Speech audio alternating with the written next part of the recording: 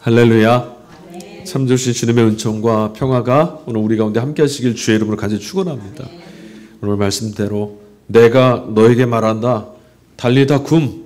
주님의 음성, 주님의 말씀에 응답하여서 저와 여러분들의 연약해진 육신과 저와 여러분들의 깨진 삶이 회복되어지는 놀라운 역사가 있기를, 믿음대로 될지어다 말씀하신 대로 우리 삶에 그런 역사가 일어나기를 주의 이름으로 간절히 축복합니다. 아멘.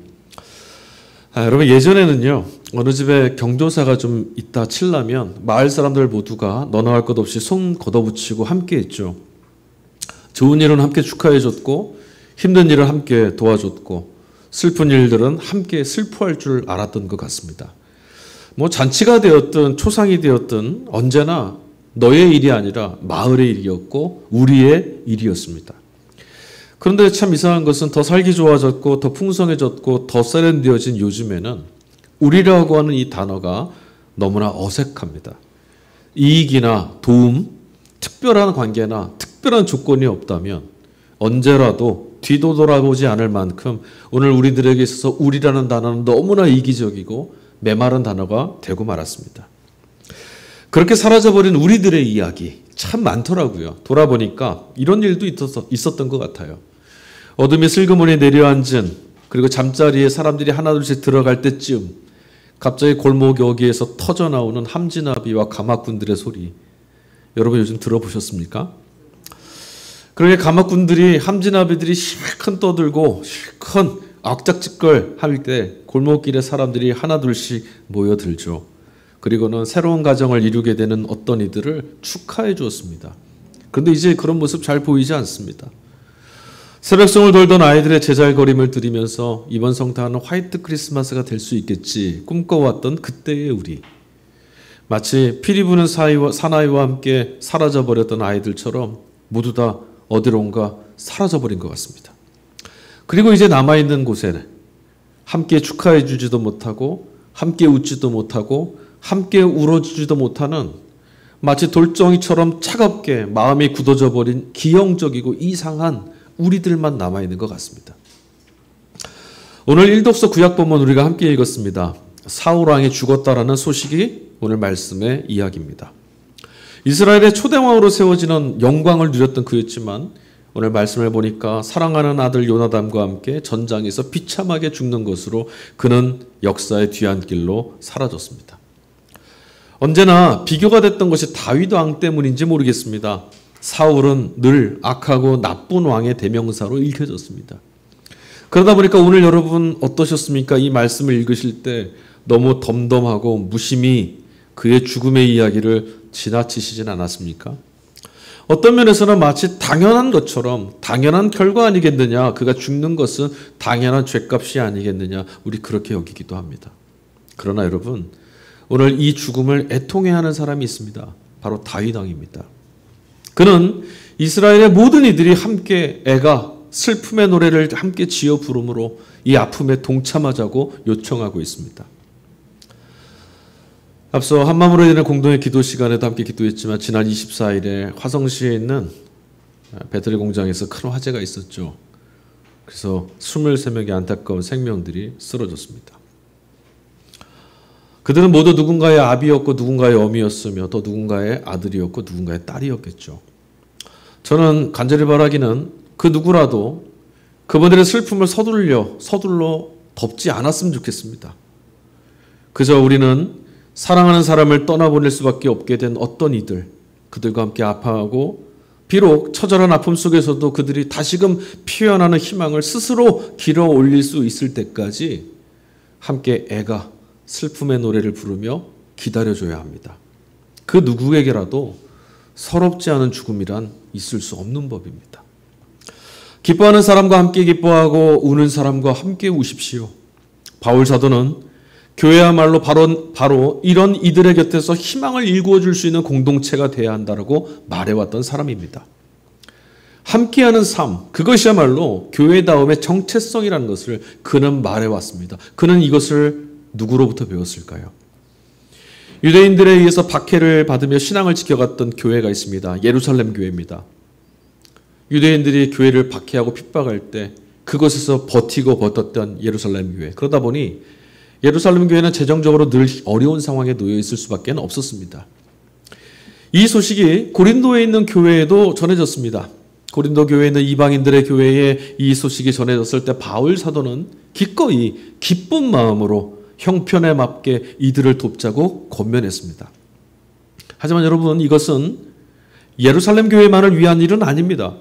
바울은 말합니다. 정작 우리 자신을 위한 일이기 때문에, 우리 자신에게 유익한 일이기 때문에 여러분 함께 이 도움에 참여합시다. 이렇게 말해요. 이 일을 통해서 고린도 교회는 그리스도 예수 안에 있는 그 사랑 안에 진실함으로 함께하는 교회라는 것이 드러나게 될 것이기 때문에 바울은 우리가 이 일에 함께 참여하자라고 말합니다.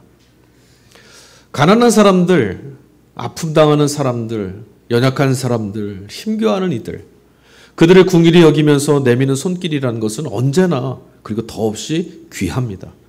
그러나 값싼 구제활동이나 적선에 그칠 때 한 끼의 식사를 제공받으면서도 도움받는 이가 경험하게 될지 모를 그 비굴함을 우리가 살펴보지 못한다면, 배려하지 못한다면 그 안에서 구제하는 사람과 도움받는 이 사이에 좁혀질 수 없는 큰 구렁텅이가 생기고 맙니다. 당신이 좀 잘 됐으면 좋겠다, 당신이 좀 잘 되기를 바란다라고 손 내밀면서도 정작 우리 자신들을 붙들어 매는 것, 우리 마음을 붙들어 매는 것들은 대부분은 내 배를 채우고 내가 잘 사는 인들, 내 문제, 그런 것들에 대한 관심뿐입니다. 그러나 바울 사도는 교회된 우리의 섬김과 구제는 좀 달라야 되지 않겠느냐고 오늘 말하고 있습니다. 그는 이렇게 말합니다.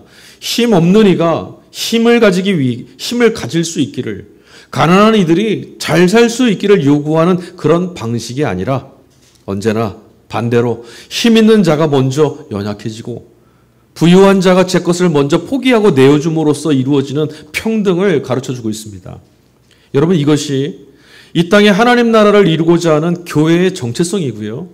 그 나라를 가져다 주시기 위해서 스스로 하나님과 동등됨을 포기하시고 인간의 몸을 입고 찾아오신 예수 그리스도께 바울이 배웠던 복음이었습니다.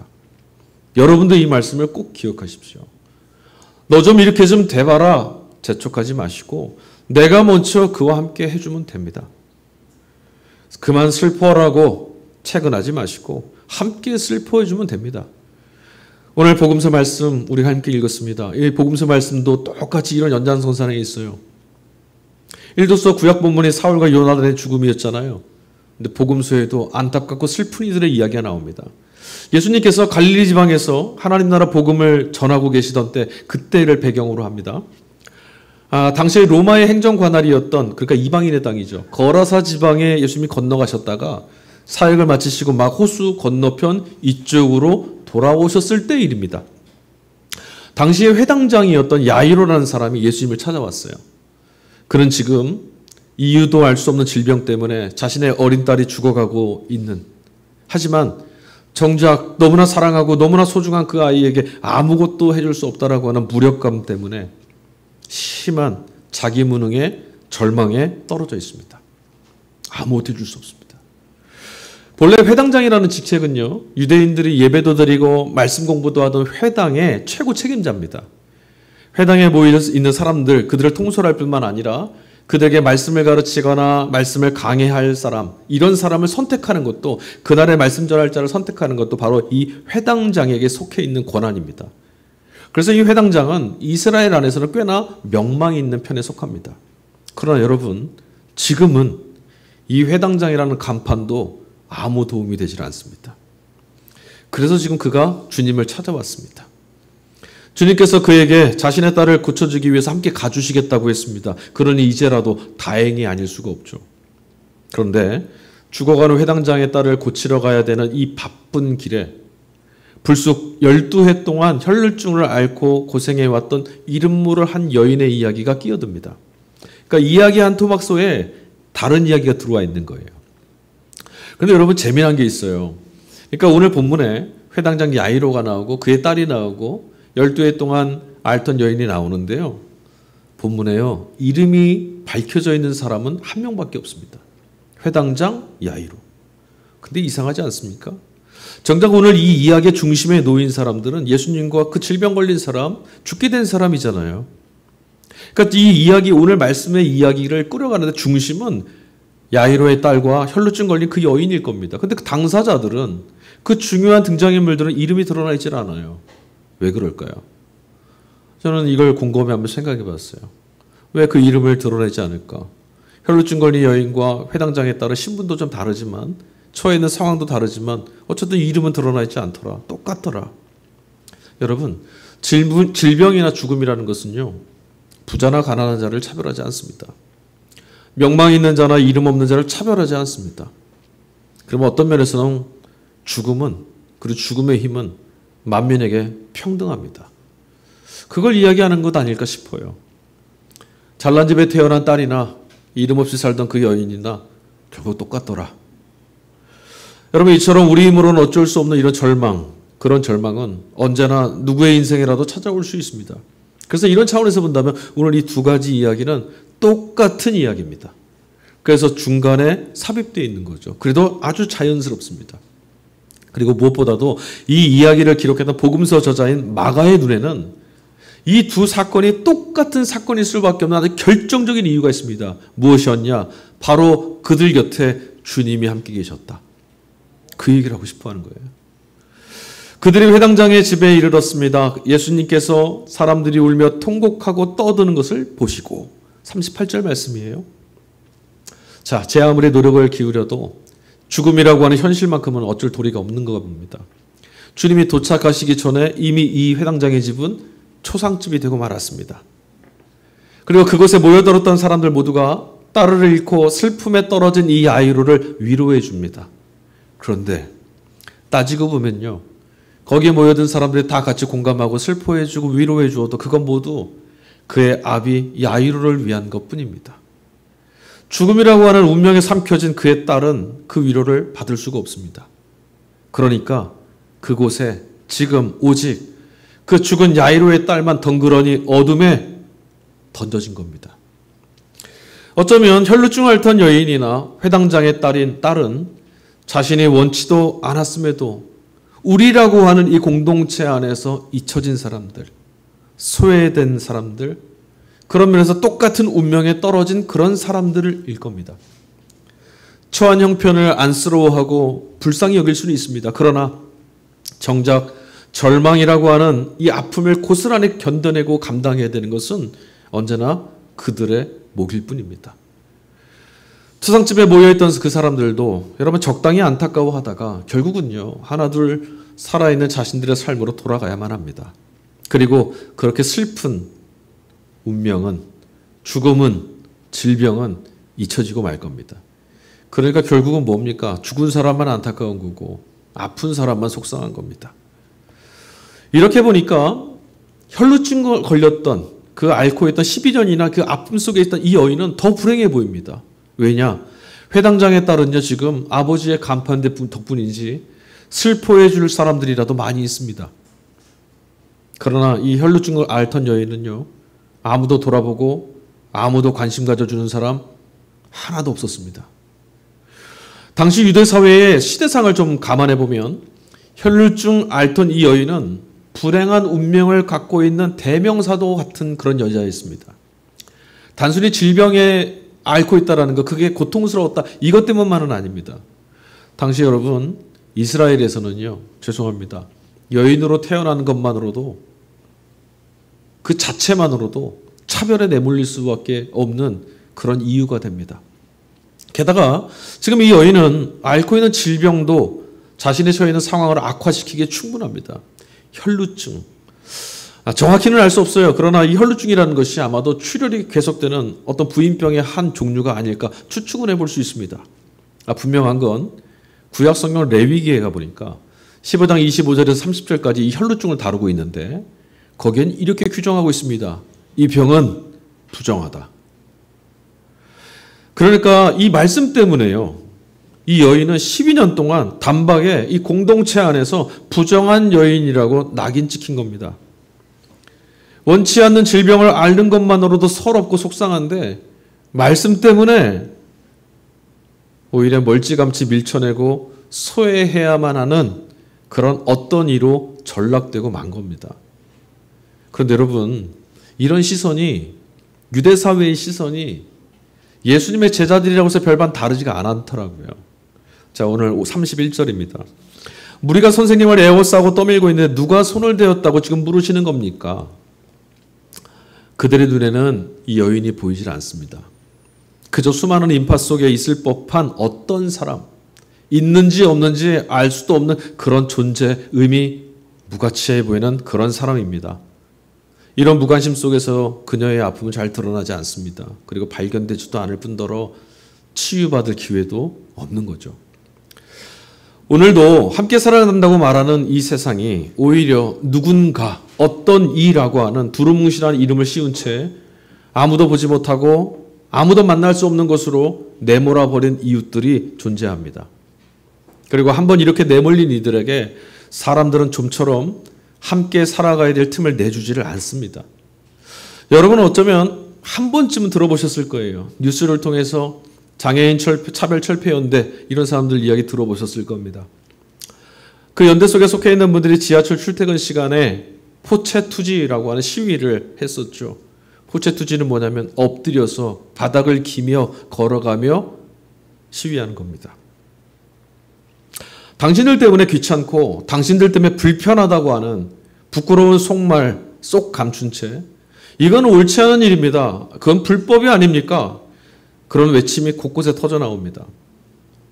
똑같은 우리가 아니라 그들을 불편을 끼치는 무언가로 취급하는 우리 때문에 여러분, 그들은 지금 그리고 오늘도 자신의 의지로 전철을 타고 내리는 자유조차 허락받지 못합니다.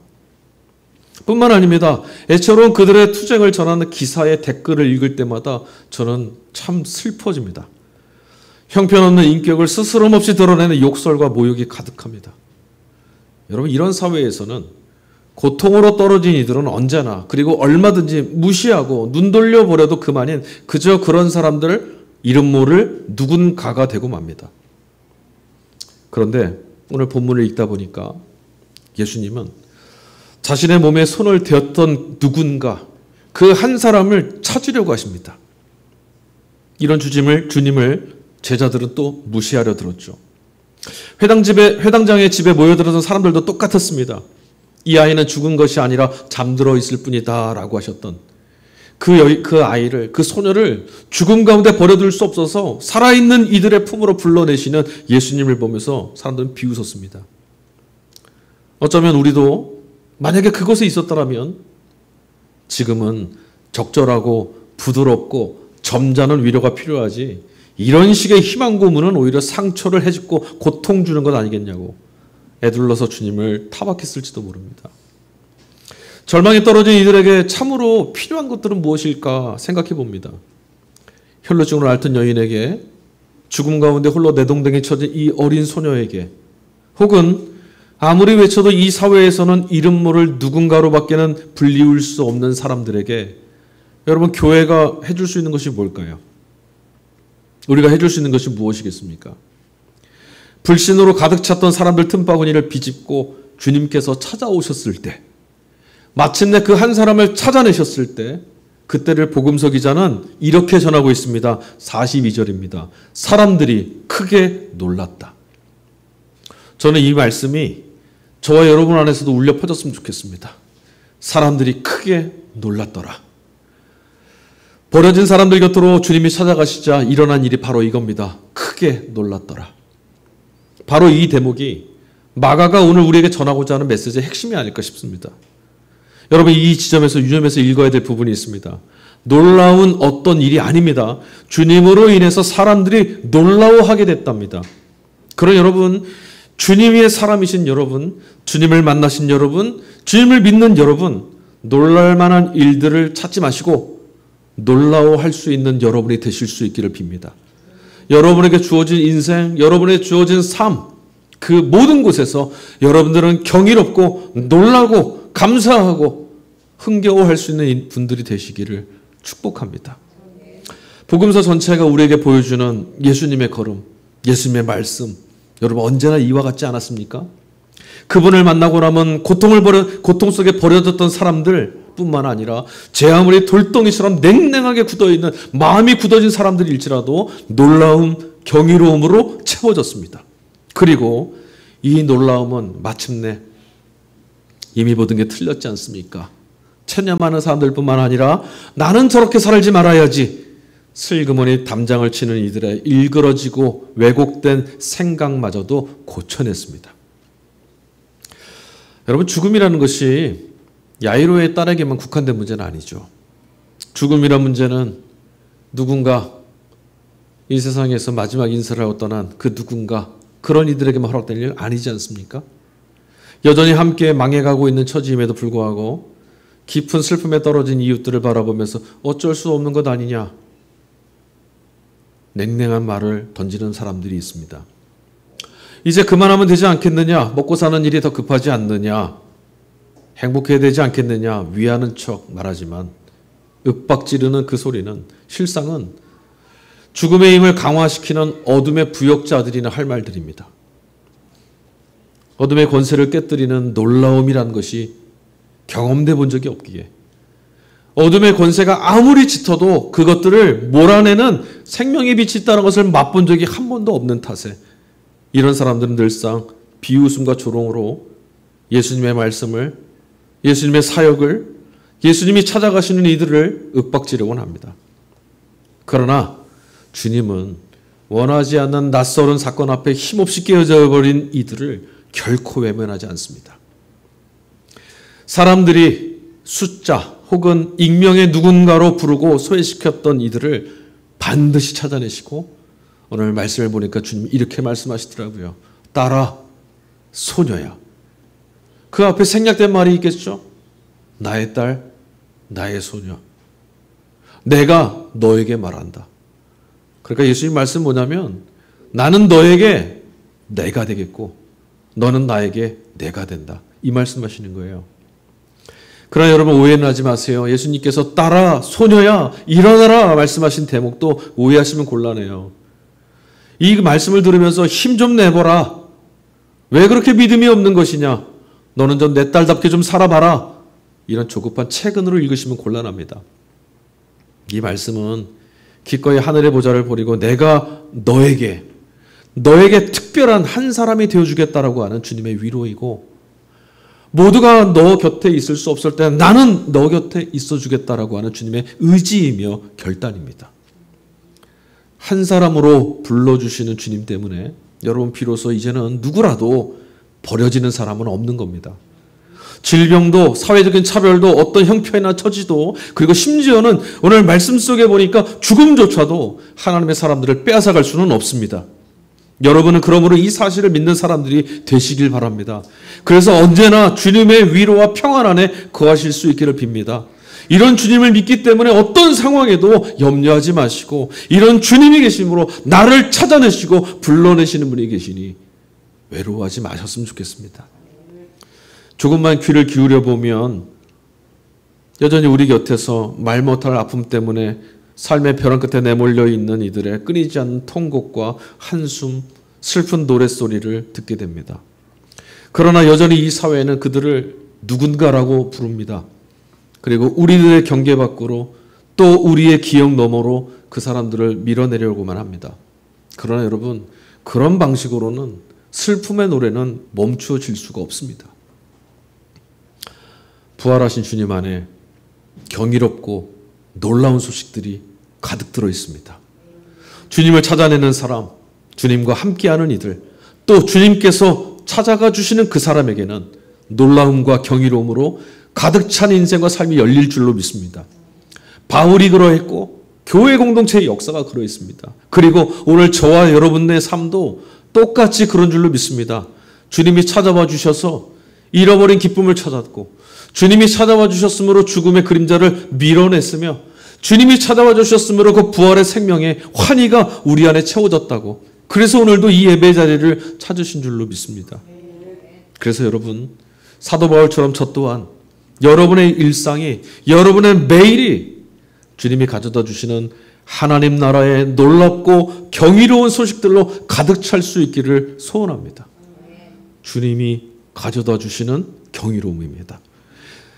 그리고 그런 우리 모두가 주님의 일과는 무관한 것처럼 제 할 일에만 내몰려 있던 자리를 이제는 툴툴 털고 일어나서 불안한 오늘, 황폐한 땅, 눈물로 얼룩진 인생 때문에 슬픔의 노래를 홀로 불러야만 하는 이들의 곁을 무심히 지나치지 말고 기꺼이 그들의 곁에 특별한 한 사람이 되어주려는 마음 회복할 수 있기를 축복합니다.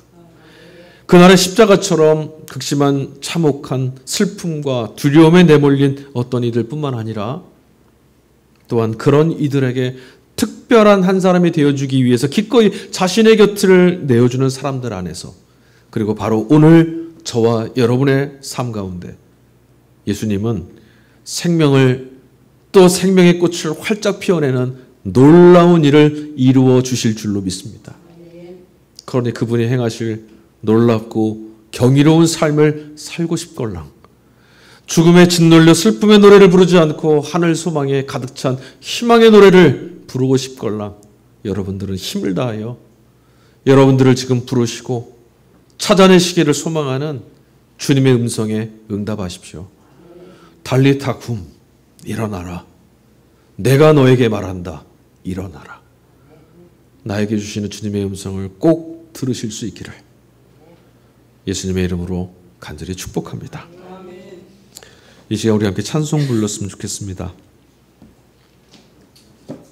세상은 우리가 날마다 근심하고 염려하고 걱정하고 두려워해야 될 수만 가지 이유를 가르쳐 줍니다.